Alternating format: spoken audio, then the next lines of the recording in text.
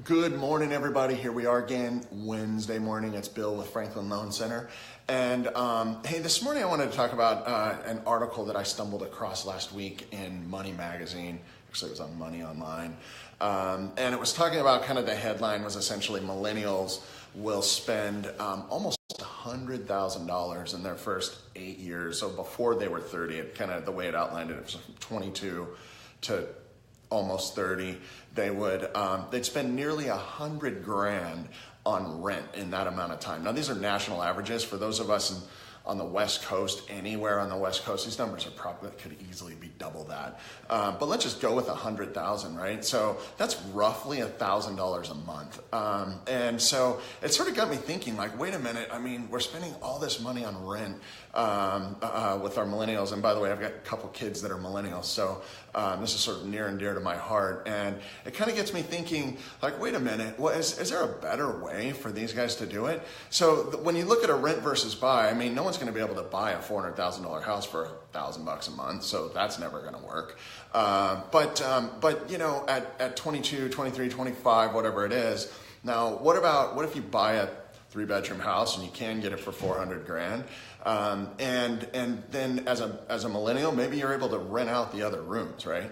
And so, you know, payment roughly on a house that size, you know, you're probably looking at a $400,000 purchase, you know, looking at a payment in the $2,500 a month range, kind of with minimal down. So if you pay $1,000 and you've got two rooms to rent out, shoot, I mean, you could actually be less than what it was. Hey, Josh, thanks for saying nice things about me, dude. I appreciate it. And so you just got to wonder, what's up, Ethan? You got to wonder, is there maybe there's some room to rethink this. You know, so someone obviously, in most cases, someone's probably going to have to help them out with a gift of some sort. I don't know too many 25-year-olds with a few grand sitting around, much less, you know, 40 grand, 30 grand, something. But, you know, I'm one of these guys that's sort of paying tons of money into student loans and not student loans, but, you know, paying into the schooling. You know, this could be a huge investment starter for these guys. So again, just kind of wondering about you know, how we could potentially do this. The crazy other aspect of this is over the same 8 years on a roughly $360,000 mortgage, you would amortize off almost 60 grand.